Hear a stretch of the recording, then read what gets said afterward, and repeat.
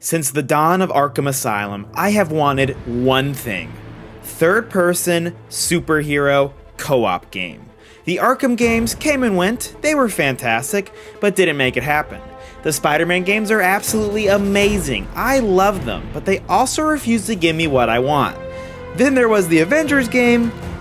But who am I kidding, that barely counts. So in walks the Gotham Knights trailer 2 years ago, and it was true love at first sight. This was a co-op dream come to reality, and since then, there have been a lot of trailers leaving everyone a bit unsure of how it all turned out. So as you can imagine, when we got the codes for Gotham Knights in our inbox, we were very excited, but also a little bit nervous.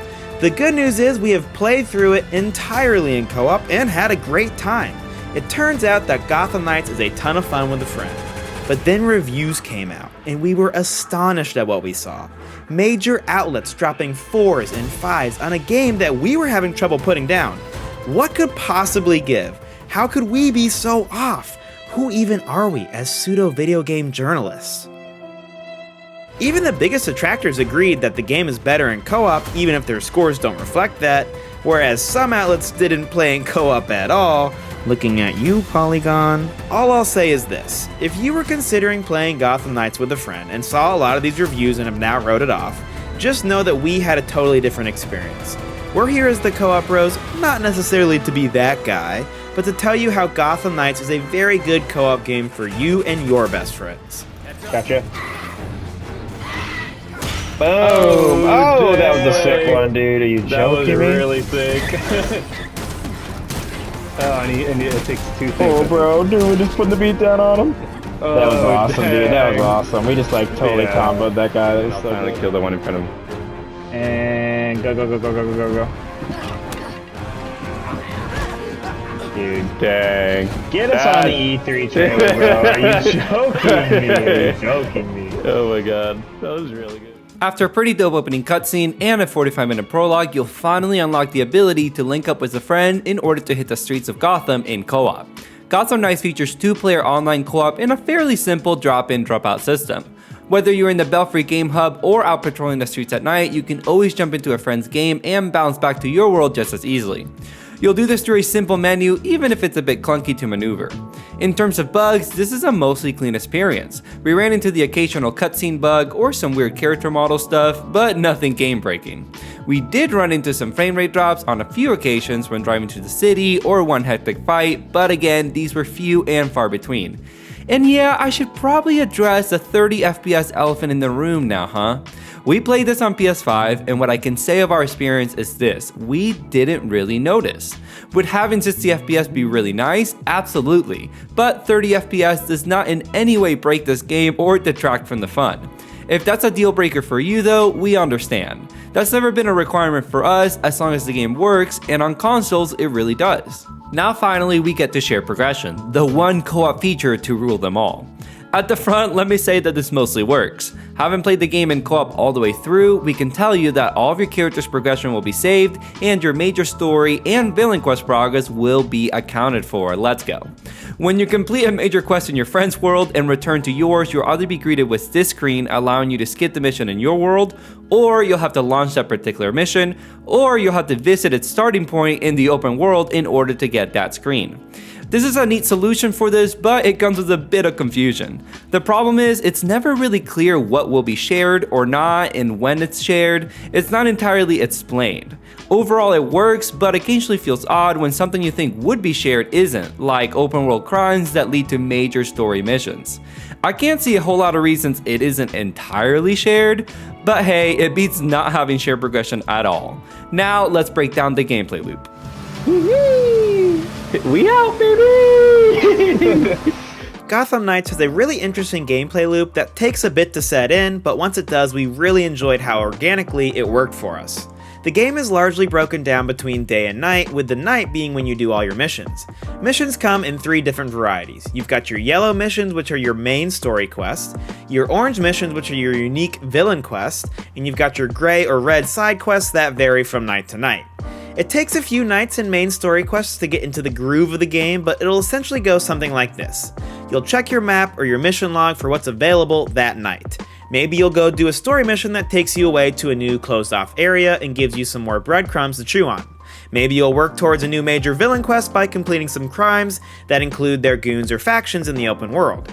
Maybe you'll stop some local crimes in your area, or stop some premeditated crimes and get a little XP. Maybe those premeditated crimes will add on to your side quest for the Penguin or Montoya. Maybe you'll do the fast travel side quest. No, I'm just kidding, those are awful, just knock them out as soon as possible. My point with all of this is when you enter Gotham each night, you have a ton of options of what you can do, and none of them are wrong choices. But to continue the main objective, you typically have to stop a variety of crimes in the open world until you're ready for that big story mission. Now, in those big story missions, you do usually have a pretty similar structure, a lot of narrow corridors broken up by combat rooms with the occasional puzzle or investigation to solve. I never felt like they were too repetitive thanks to interesting enemies, challenging bosses, and optional objectives. I really like this clip where our optional objective was to grab 5 enemies silently before taking out the rest. You can immediately see Gabe and I split up to different levels, calling out timings for different takedowns. It's simple, don't get me wrong, the AI is nothing to write home about, but it was incredibly satisfying to pull off and nail that Batman fantasy. Okay, now I've gone on a bit too long with mission structure and gameplay loop, but let me end it here by saying, once you've done all this, you've hit your story bits, you'll head back to the Belfry for the night, and then spend the day probably crafting some new suits, weapons, and spending your ability points. You also usually will have a cutscene waiting here that'll get you ready for the next beat in your story missions. Now that you're ready, you'll head back out for another night of crime fighting. Are you joking? This is so sick. Oh, there's Clayface. This is cool. Whoa, that's Clayface, bro. There you go. Just tackle him, beat him down. Oh my god, dude. WWE SmackDown. Nice. A classic, dude. A classic. Your turn, bro. Alright, sure. There's torch with this guy. Absolutely embarrass this man. Oh my god. And that man's career. As Andrew mentioned at the top, we've all dreamed of playing an amazing superhero co-op game. And no, we don't mean you Avengers. The kind that makes you have epic moments left and right, almost like you're part of an E3 presentation. Except you and your friend don't suck at the game and aren't performing live on a stage. Somebody out there using wireless. Guys, Anybody? I miss E3. Every part of the co-op here is built for you to have those epic moments with your partner in tights. It starts with the objectives. Whether it's a main mission or a petty crime, the majority are built with co-op in mind. Could be like this mission where Harley decided to throw 2 bosses at us and a handful of bombs to disarm. This meant Andrew had to handle the bosses, expertly dodging them as Nightwing I might add, while I ran around disarming. Or it could be like this night where we decided to pay a visit to Mr. Freeze's favorite bar for a criminal stronghold. Right from the get-go, I'm able to bypass some laser security as Batgirl, saving us from getting caught. From there, we need to defeat 2 enemies using the environment for the optional objectives, which is easy after a quick hack and a precise battering throw from above.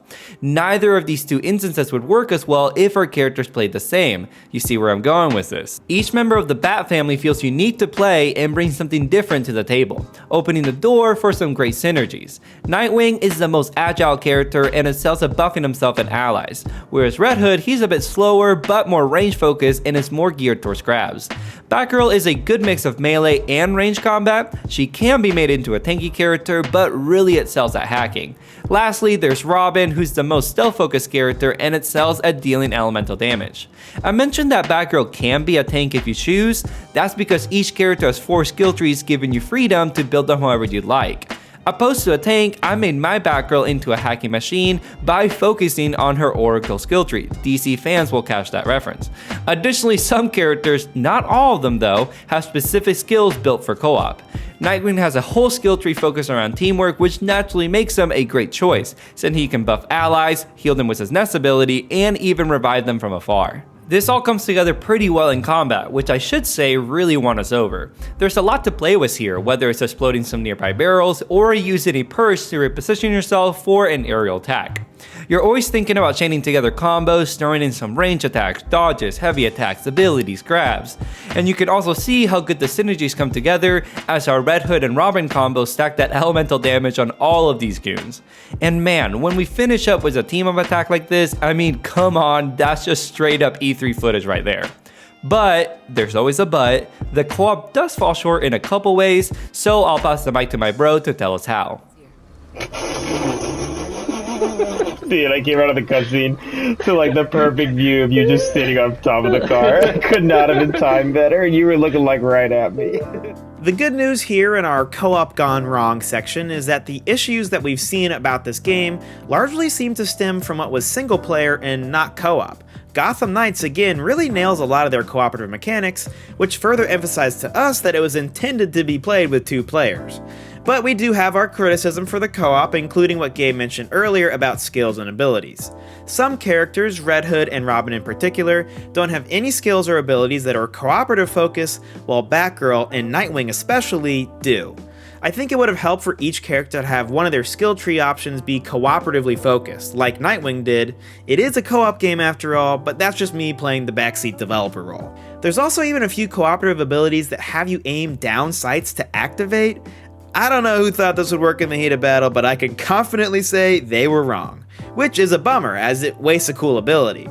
I should also quickly note that if you want to switch characters, you do save your progress for ability points, as you can see when I went from Nightwing to Red Hood, which is great, but you don't save your progress for momentum abilities, which is not great.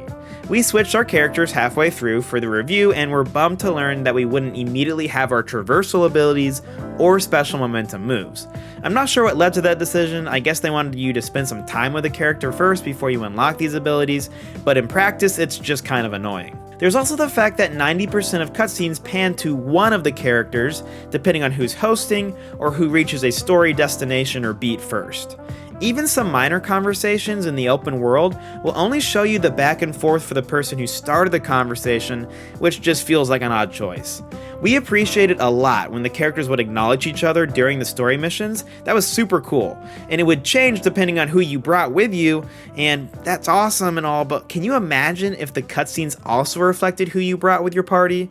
I can figure that that's probably asking a lot, but man, that really would have elevated the experience. It wasn't terribly jaunting, we kind of expected it, but it was something that we really were disappointed by. I'm poisoning people left and right with these guns. Oh Let's my go, God. dude. They don't stand a chance. This is madness. They don't stand a Oh, freaking Danny. chance, bro. Wait, I'm you have poison, and then I have fire on my melee, and I have Oh. lightning on my range. We're Holy overpowered, crap. dude. We're overpowered. It's Yeah, too much. yeah. I mean, these guys are they're not gonna survive. I'm sorry. So where does that all leave us? Let's just say that at the end of the day, we were always really excited to play Gotham Knights because it was honestly a blast to play together. We really enjoyed the objective clearing in this game, and if you like that part of open world games, we think you're gonna have a good time with this too. It's really easy to flow between doing the required grinds, working on our challenges, and getting to the next big story moment or boss fight. We never really felt the need to grind, like not even once. Even if we weren't a high enough level to progress one storyline, there is always another to work on. The story is another big motivator. We were really invested in it and were constantly theorizing on what would happen next. Sadly, the plot does end up being very predictable, but at least ended with a really cool set piece that we won't spoil here. It's all the character moments in between that made the biggest impression on us though. I love seeing Batgirl's arc throughout the game, which largely dealt with her grief over not just Bruce, but her father Jim Gordon. Red Hood was also a really compelling character as he grapples with his dark past. He's one of those guys who's all tough outside, but really is just a big teddy bear who needs a big hug. The writing overall is really good. You get the sense that each character has a past, and they all end up feeling very well realized. Unfortunately, there's a couple lackluster systems surrounding the game that definitely get in the way of the fun. The main one being the crafting and gear system. Okay, don't get me started on this thing. If we're being charitable, we'd say we felt indifferent about it. It was just there. In reality though, it feels really out of place and didn't add anything to the experience. It simply amounted to us taking time before each mission to craft the highest piece of gear or whatever had a good element to it. It's pretty mindless and takes time away that could be spent actually playing the game. Also, I couldn't tell you what any of these currencies are called, which yeah, that's pretty bad. Not as bad, but still kinda clunky is the movement system in the game. It can be janky enough to lead to a couple accidental deaths, which is annoying, but honestly we did get the hang of it by the end and didn't have that much trouble with it. We could probably come up with some more criticism for this game if we had played this solely in single player like 90% of reviewers did, but we didn't. We played it in co-op and can confidently say there's a really fun game here if you can overlook some lackluster elements. In the end, we got over the reviews being so overtly different than our opinion because we just realized that playing this in co-op is going to be a different experience. I don't know if it's a great comparison, but I can't help thinking, what if you played a game like Outriders, or Destiny 2, or maybe even a multiplayer game like Overwatch, alone or only with randoms, and then coming back to give it a full score? You aren't experiencing everything the game has to offer. I really do feel like the same goes for Gotham Knights, if you don't play a significant chunk of it in co-op. We had this running joke the entire game that Gabe has already mentioned. It's our E3 footage. This game excels at giving you those trailer-like moments. It brings me back to that first trailer where we, unsurprisingly, saw the game being played in co-op. If you saw that trailer and was like, whoa, I want to do that with my friend, then I can confidently say this game delivers. So even if you don't play this at launch, because paying $140 for 2 copies of this game is admittedly kinda crazy, don't forget to come back to it later. We think Gotham Knights will be pleasantly surprising.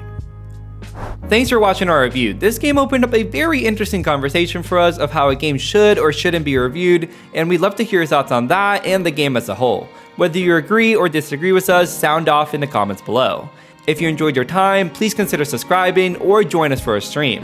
As we near the holiday season, guys, our streaming schedule is going to be changing a bit, so stay tuned to our socials for any updates. Thanks again, and we'll catch you next time on another episode of The Co-op Bros. Okay, watch this. Our boy may have a tank, but I've got a turret. Look at him, look at the little turret, look at the little guy. Yeah, he's like, that's awesome. Master, who am I supposed to shoot right now? Oh, no, God. no, Oh, Mr. no! Turret! Oh, what a waste! That was so You good. killed Tori! Tori the turret! Oh, that was too good, dude. That was too good.